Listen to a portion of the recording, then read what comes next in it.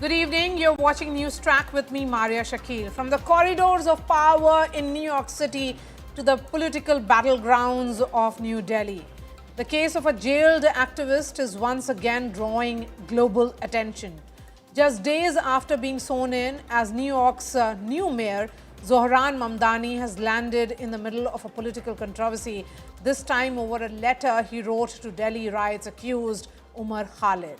The letter, now public, has reignited an international debate on civil liberties, prolonged incarceration and due process, even as US lawmakers step in, urging India to grant bail and ensure a fair trial. Back home, the reactions have been swift and sharply divided, with the opposition welcoming the global scrutiny, while the ruling party and the right-wing groups accuse foreign leaders of interfering in India's internal and judicial matters. So is this a genuine expression of concern for human rights or an attempt to internationalize a sensitive domestic issue? We'll discuss that with the panelists who will be joining me shortly. But first up, here's a look at this report. Constitution of the State of New York. Constitution of the State of New York. And the Charter. Zohran Mamdani has taken office as the new mayor of New York City. But even as celebrations continue, Mamdani is back in the headlines. This time over a letter he wrote to Delhi riot case accused Umar Khalid. In the note, Mamdani struck an emotional tone, writing that he often reflects on Khalid's words about resisting bitterness, even in difficult times. He also mentioned meeting Khalid's parents and conveyed that many people were thinking of him. The letter became public after it was shared by Khalid's partner on social media. 9 तारीख को New York में मेरी ज़ोहरान ममदानी से मुलाकात हुई। मैं और मेरी वाइफ वहाँ गए हुए थे हमारी बेटी की मुलाकात के लिए। हम समझते हैं कि इससे हमको यानी चाहे ज़ोहरान ममदानी से मुलाकात की बात हो या इन कांग्रेसमैन से मुलाकात और सेनेटर से मुलाकात की बात हो, इससे हमें हौसला मिला है बहुत। और ये मैकगॉन ने खुद लोगों से कांटेक्ट करके उसमें उनके दस्तखत लिए हैं इस मामले में, तो ये बड़ी अहम बात। This is not the first time Mamdani has spoken about Umar Khalid. In 2023, at an event in New York, Mamdani had read out excerpts from a letter written by Khalid, where he spoke about not allowing his incarceration to turn into bitterness. There's also growing international attention to Khalid's case. 8 US lawmakers have written to the Indian ambassador in Washington, urging that Umar Khalid be granted bail and a free and fair trial. The lawmakers cited concerns over prolonged pre-trial detention in India and emphasized the importance of due process. Back home, the developments have triggered sharp political reactions. Leaders from the Congress and the India bloc have welcomed the international attention, calling the intervention significant and reiterating that bail is the rule, jail the exception. Bharat की बदनामी भी बहुत हो रही है। जब congressman और senators कह दिए तो समझ लीजिए कि ग्लोबल न्यूज़ हो गई। मेयर का तो इतना इम्पोर्टेंट नहीं होता है, लेकिन कांग्रेसमैन सेनेटर्स की बात बहुत इम्पोर्टेंट होती है। भारत सरकार को, दिल्ली पुलिस को अपना रवैया बदलना चाहिए और अंतर्राष्ट्रीय स्तर पर जो हमारी दुर्गति लगातार नरेंद्र मोदी सरकार अपने एक्शन से करा रही है, उससे देश को बचाना चाहिए। The BJP, however, has pushed back strongly, highlighting a photograph of Rahul Gandhi with one of the US lawmakers who signed the letter. The party questioned why individuals Rahul Gandhi meets abroad often take positions it claims go against India's national interests. Rahul Gandhi ji should understand the weight of the responsibility that has been bestowed upon him by the people of this country. You cannot choose foreign soil as a fora to make irresponsible remarks, is trying to malign the image of India, and it will not be tolerated. The VHP has also criticized Mamdani, questioning his right to comment on India's legal processes. The VHP accused him of selective outrage, alleging silence on attacks on temples and Hindus in the US, and questioned whether Mamdani's support for Umar Khalid is driven by religious considerations. New York के mayor को तो ऐसा नहीं सोचना चाहिए। जो अपने आप को लॉ मेकर कहते हैं, उनको भारत के लॉ के अंदर इंटरफेरेंस करने का कोई अधिकार नहीं है। उनको अपने अंतरात्मा में झांकना चाहिए। दर्जनों लोगों को मरवाने वाले उनके लिए आप वकालत कर रहे हैं, पत्र लिख रहे हैं, शर्म आनी चाहिए। 38-year-old Umar Khaled was arrested in September 2020 and faces multiple charges. He has also been charged under multiple sections of the UAPA. Earlier, the Delhi police in its charge sheet claimed that the riots were well designed and orchestrated, and the ultimate aim was regime change. Delhi courts have repeatedly denied Umar regular bail, though he has been granted interim bail on limited occasions for family reasons. Most recently, Khalid was given temporary bail from December 16 to December 29 to attend his sister's wedding. This under strict conditions, including a gag order and a ban on social media use. As international voices grow louder, the debate continues. Are Mamdani and US lawmakers expressing genuine concern over civil liberties, or are they interfering in India's internal affairs? Bureau Report, India Today. Joining me on the news track tonight, Ashok Sajanhar, former diplomat. Lieutenant General Tiny Dhillon joins us. We also have Ajay Nazir Rian, who is a senior fellow at Gold Institute for International Strategy. Ajay Jain Bhutoria is a former advisor to President Biden and also a Democratic Party leader. Lieutenant General Tiny Dhillon, first question to you. How should India respond when foreign lawmakers and mayors comment publicly on sensitive cases? Good evening, Shai ma'am, and good evening to fellow panelists and your viewers. Whatever is happening in India, we are a democratic country. We are a country being run by a constitution, and we have a very independent and strong judiciary with a very strong track record of judicial non-favoritism. Anyone to raise questions about our judicial system and some people from within the country trying to spot it or trying to make political points, I think that's most unfortunate. USA is a democracy, and Mr. Mamdani has been elected in a democratic manner as a mayor of New York. He should understand how democracies work. Democracies do not interfere with each other's internal matters.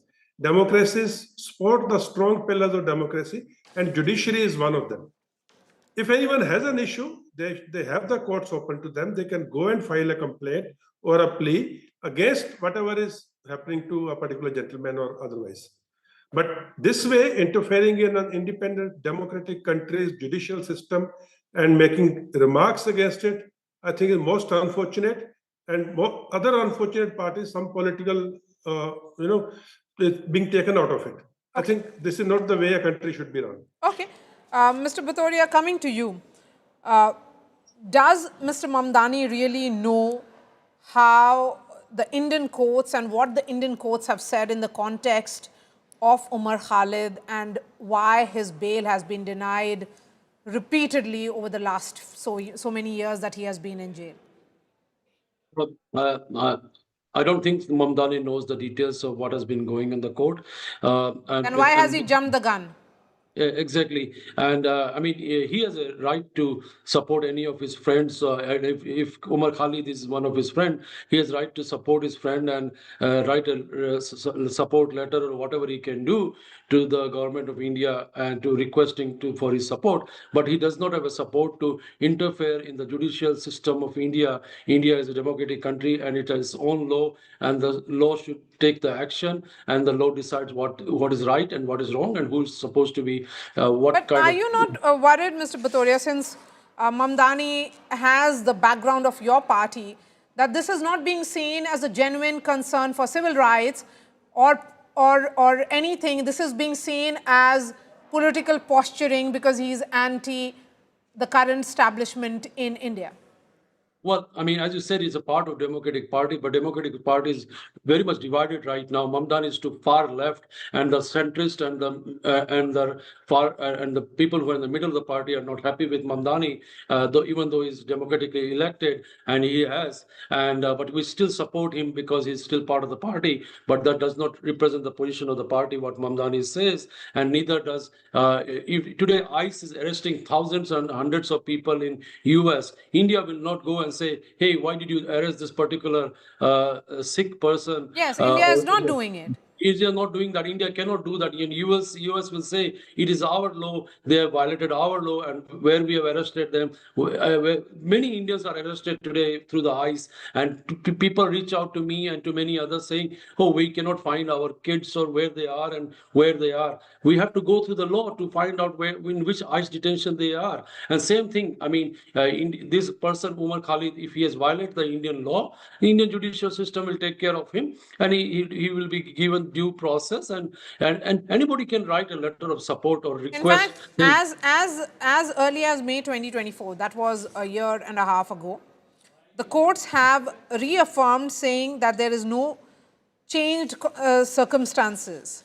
In fact, the reason why the courts have been denying bail, they have held that the prosecution's case and charge sheet show a prima facie truth to the allegations of his role in the larger conspiracy behind the 2020 Delhi riots.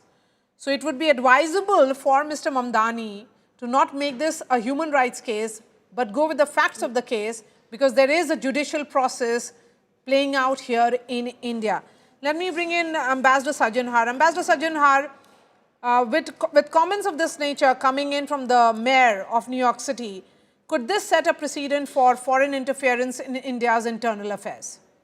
Yeah, thank you very much, Maria, for having me, and a very happy new year to you, the panelists, and all the viewers and listeners.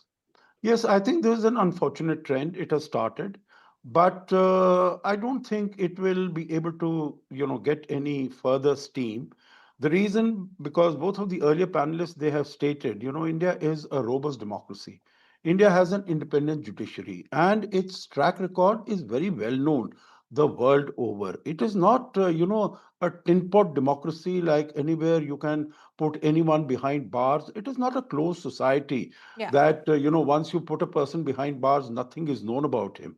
As you have very rightly pointed out, and as Mr. Bhutoria also said, obviously due diligence has not been done either by Mr. Mamdani or by these six Congress representatives and two senators who have written on this. Otherwise, they would have known that this matter has been gone into in great detail. There are very many human rights activists in India also who have been talking about giving bail to Umar Khalid. And the case has gone to the highest court, to the Supreme Court, to the High Court multiple times. And because of the nature of the charges, the Supreme Court, in its own wisdom, and the High Court, in their wisdom, they have determined that the case is so sensitive that bail cannot be granted. Now, it is said that, bail should be the rule and incarceration should be the exception, right? But there are also exceptions to the rule. And this seems to be one of those cases. Okay. So the last point here, Maria, if you permit, just 10 seconds, that the case is sub judice. When the case is sub judice, how can you sort of ride over the determination by the judiciary and say that, bail should be granted? They should wait for the case to be over. And after that, whatever they have to say, let them say, talk about. Perhaps that he has been in jail for a little over 5 years. That's the reason why now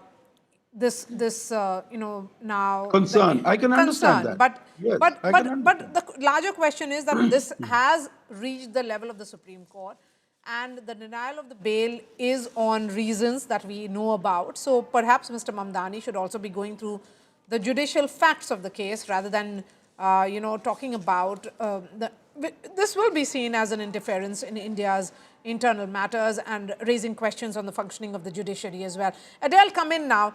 How common is it for the US mayors or leaders to influence foreign legal cases? Thank you for this. Look, there's always cases where throughout the world, one political party is going to accuse the other of interfering in the other affairs of the different parties and whatnot. I have to tell you, what Mamdani is doing, Mayor Mamdani is doing, is not common. It's actually a very serious, aggressive, and national security concern. I mean, we have to realize this, and I think this is a good bulletin to Mayor Mamdani Every serious democracy survives on one principle and one principle alone, above all, rather than that. That's the rule of law, and the rule of law applies equally. We have to keep in mind here, Umar Khalid is not being held for a tweet or a slogan. He's being prosecuted under India's anti-terror framework for alleged conspiracy linked to mass communal violence. People died, Muslims and Hindus both died because of this man's rhetoric, violent rhetoric. And here we have the mayor of New York coming in and really setting a dangerous precedent for the United States by writing a letter to this guy and making him seem like a Nelson Mandela. I mean, it is insane. Would America accept a foreign mayor publicly writing to, let's say, fentanyl traffickers, to individuals charged under US national security statutes, while cases are still pending? Of course they wouldn't. Of course they wouldn't. And national security cannot operate on selective sympathy. Yes, And I think absolutely. what it is, it's selective sympathy is unacceptable. And India is being held to a very unfair standard here. And it really reminds me of another country in the Middle East that's also being held to a very, very unfair standard. Common themes. Okay, you know, this nature of scrutiny which is happening with regards to this case, Lieutenant General Dhillon, would you say that this international lobbying which is happening on this case can pose a serious national security risk, as Adele was highlighting? I don't see this as a national security risk. I can see this as some sort of a trouble which can be, ignited by such a selective approach. We are a country where all religions, all people of all caste, creed, religion, language, and ethnicity, we stay together as a very nicely homogeneous bunch of people. So such things can actually ignite, and some people within the country can take political advantage out of it and create mischief. It's not a national security issue per se, but yes, it's a security issue from internal security point of view. And I will again say, we have one of the world's largest Muslim population in our country. And we have been living peacefully for centuries. So such thing to interfere with other countries' judicial system, I think is most unfortunate and best avoided. But if somebody is not doing, then what would you tell him? Or should India take it up with the Foreign Affairs Ministry? I mean, how will it really play out, Ambassador Sajjanar? Can India register a formal complaint that this is not done? Yeah, thank you for that question, Maria. If you permit, I'll just make one comment before that. You know that as far as in India it is concerned, the due process of law is being followed. And I think everyone around should know about it. Even if they don't know the specificities of the case, they should realize that, in India, nothing can be done sort of, in a very ham-handed or high-handed manner. Second thing, there are so many cases. There are so many Muslims, the Uyghurs in China, who have been incarcerated. And as far as their religion is concerned, everything against their religion is being done to them. As far as Bangladesh is concerned, there are so many minorities who are being persecuted, who are being killed and burned. Meaning, I don't see any of these, either 8 congressmen or Zohran Mamdani, saying anything about that. So, this appears to be, as we've been talking about, very selective. Now, as far as lodging a protest with the State Department, I don't think any of that would be necessary because, these are congressmen.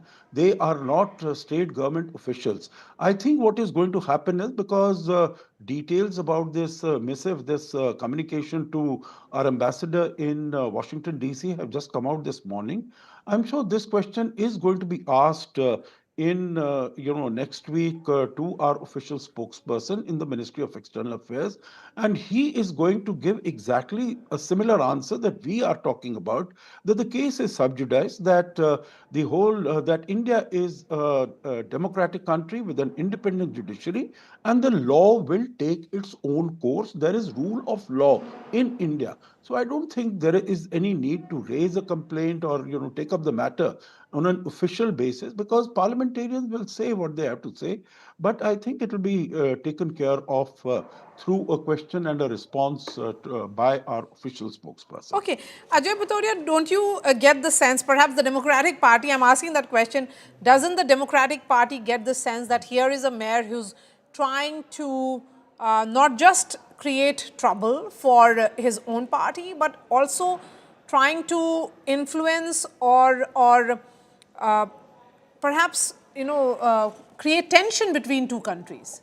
Absolutely. I mean, strongly condemn what Mamdani is doing. And when Mamdani was campaigning, he was putting out poison against Prime Minister Modi, which Yes. was not required. He was talking all nonsense and shit against Prime Minister Modi. And what happened in Ahmedabad, which was, even the courts denied that. And he also spoke against Hindus. So the large majority of Indian Americans or Hindu Americans are not in support of Mamdani, but he got elected. The other angle is that Mamdani is also supported and funded by George Soros. These are the same people who have been instigating riots in Bangladesh or Nepal or other places. So there is a bigger picture which we'll be seeing, that today is Umar Khalid, tomorrow it might be someone from Kashmir activities. So this will be an ongoing thing. I see a trend emerging, possibly emerging out from Mamdani, who could be a spokesperson for Muslim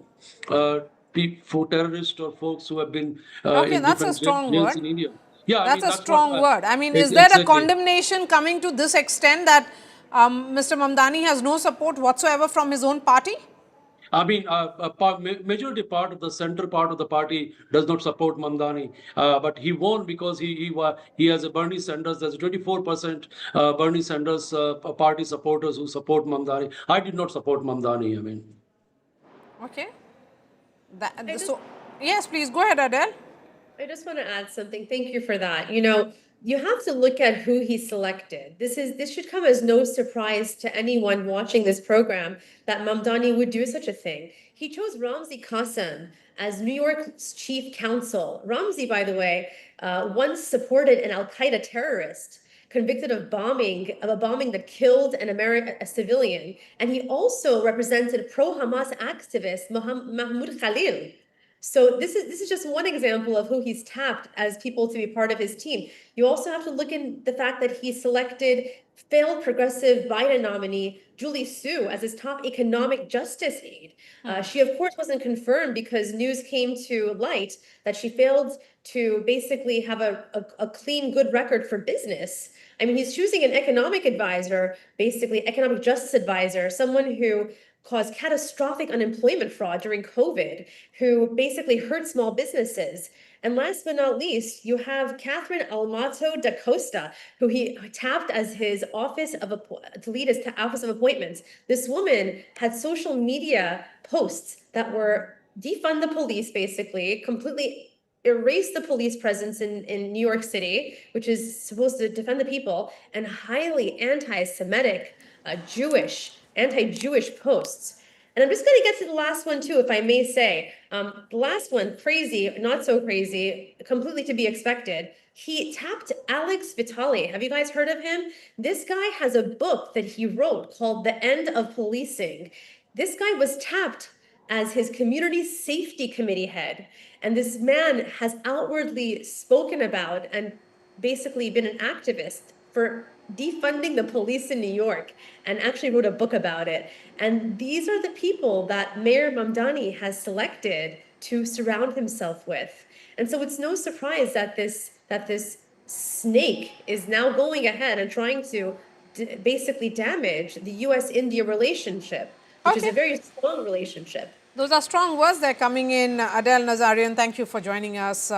Ambassador Sajjan Har, Lieutenant General Tiny Dhillon, and Ajay Bhutoria. Thank you for joining us on this broadcast. And wedding bells are ringing for the Gandhi Vadra family, as Rehan Vadra, son of Priyanka Gandhi Vadra and Robert Vadra, has announced his engagement officially today to his longtime partner, Aviva Beg. In fact, he took to his Instagram page to post pictures and said that there was a particular date on which they got engaged. It was a private engagement ceremony which was held in Ranthambore, which was attended by close friends and family. I'm leaving you with these visuals. Good night and thanks for watching.